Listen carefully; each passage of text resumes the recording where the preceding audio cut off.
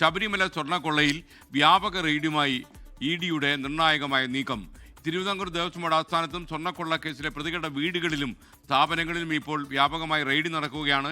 21 ഇടങ്ങളിലാണ് raid. കർണാടകത്തിലും തമിഴ്നാട്ടിലും ആന്ധ്രയിലും ഒക്കെ തന്നെ റെയ്ഡ് നടക്കുന്നതാണ് നമുക്ക് ലഭിക്കുന്ന വിവരം. ഏറ്റവും ലേറ്റസ്റ്റ് വിവരങ്ങളുമായി സെൻട്രൽ ന്യൂസ് ഡെസ്കിൽ നിന്ന് ബി ദിലീപ് കുമാർ കൂടി നമുക്കൊപ്പം ചേരുകയാണ്. ദിലീപ്, നമുക്ക് ലഭിക്കുന്ന അവസാന വിവരം അനുസരിച്ച് 21 ഇടങ്ങളിലും റെയ്ഡ് നടക്കുകയാണോ?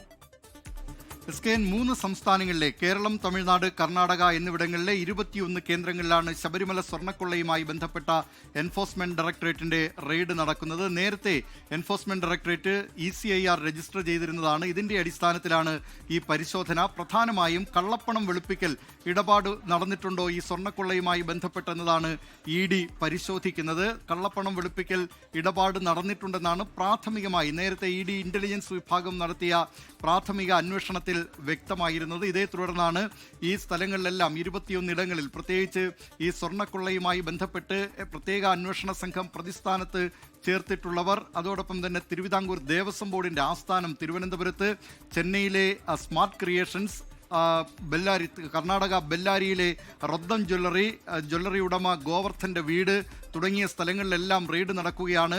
കേരളത്തിൽ തിരുവനന്തപുരത്ത് 3 ഇടങ്ങളിൽ ഈ പരിശോധന നടക്കുന്നുണ്ട്. തിരുവിതാംകൂർ ദേവസ്വം ബോർഡ് ആസ്ഥാനത്ത് പരിശോധന നടക്കുന്നുണ്ട്. മുഖ്യപ്രതിയായ ഉണ്ണികൃഷ്ണൻ പോറ്റിയുടെ തിരുവനന്തപുരം കിളിമാനൂരിന് സമീപം കാരേറ്റിനും അടുത്തുള്ള പുളിമാത്ത് എന്ന സ്ഥലത്തുള്ള ഉണ്ണികൃഷ്ണൻ പോറ്റിയുടെ വീട്ടിൽ പരിശോധന നടക്കുന്നുണ്ട്.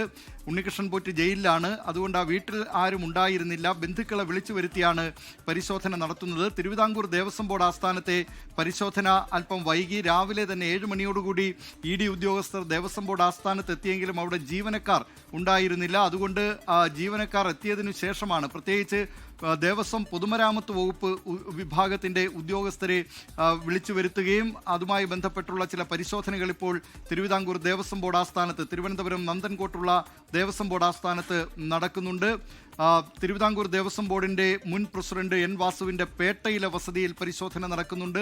ഇപ്പോൾ ലഭ്യമാകുന്ന ഏറ്റവും ഒടുവിൽ ലഭിക്കുന്ന വിവരമനുസരിച്ച് KP ശങ്കരദാസിന്റെയും മുൻ ദേവസ്വം ബോർഡ് അംഗം N വിജയകുമാറിന്റെയും വസതിയിലും പരിശോധന നടക്കുന്നുണ്ട് എന്നാണ് അറിയാൻ കഴിയുന്നത്.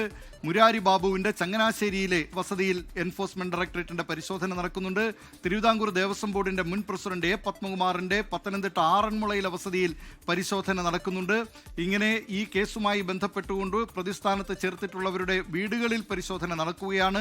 കള്ളപ്പണം ഇടപാട് സ്ഥിരീകരിക്കുകയാണെങ്കിൽ ഇവരുടെ സ്വത്തുവകകൾ കണ്ടുകെട്ടുന്നതിനും ബാങ്ക് അക്കൗണ്ടുകൾ മരവിപ്പിക്കുന്നതിനും എൻഫോഴ്സ്മെന്റ് ഡയറക്ടറേറ്റിന് കഴിയും.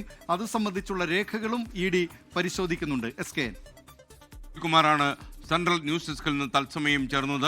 ലോകത്തെവിടെയായാലും ഏത് സമയത്തും 24 വാർത്തകളും ഓഗ്മെന്റഡ് റിയാലിറ്റി പാക്കേജുകളും എക്സ്പ്ലെയിനറുകളും വിശദമായി കാണാൻ ഞങ്ങളുടെ YouTube ചാനൽ നിങ്ങൾക്ക് സബ്സ്ക്രൈബ് ചെയ്യാം.